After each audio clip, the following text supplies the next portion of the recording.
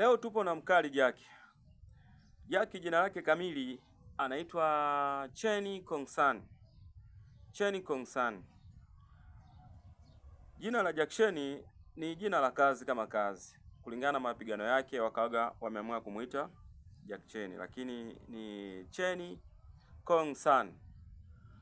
Huyu jamaa alizaliwa Hong Kong, sehemu moja inaitwa Victoria. Ndiko maeneo alikozaliwa. Akiwa na miaka 7 alianza kuonekana na nguvu sana. Alikuwa akianzisha ugomvi na wenzie. Huo mtiti wake mzee, mpaka watu wazima tena mjipange ndio mnaweza kwenda kuuzima. Wazee wakaangalia wakasema, huyu bwana huyu, ngoja tumtafutie shule inayofanana na uwezo alionao. Akampeleka shule fulani inaitwa China Drama Academy. Kule alifundishwa sanaa za jukwani, sarakasi pamoja na kung fu. Alifuzu vizuri sana na aliperform vizuri sana. Kuja kufikia mwaka 78 akajaga akatoa movie inaitwa Drunken Master. Ilifanya vizuri lakini sio kivile, kwenye soko la mauzo haikufanya vizuri sana, ila ilikuwa naye pia nzuri. Akaja akatoa movie inaitwa The Young Master. Bado akajaga akatoa movie inaitwa Police Story. Akajaga akatoa movie inaitwa A Mole of God. Akajaga akatoa movie inaitwa, ile movie ilikuwa inaitwa, jina linanitoka kidogo. Anyway, tuiache movie, nimesahau kidogo. Lakini kuja kufikia mwaka 1980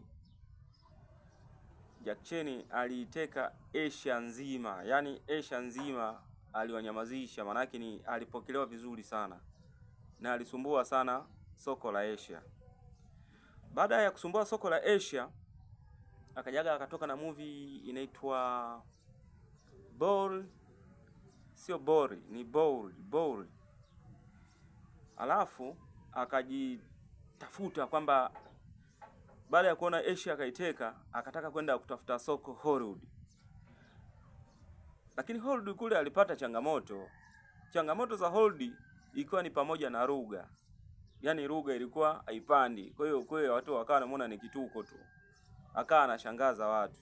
Watu wakasema, huyu mtu ni aje, sasa basi atumuelewe. Unajua comedy zake zile pale. Akaona hapana, kwa huku nimekimbilia kuja, lakini sio level zangu.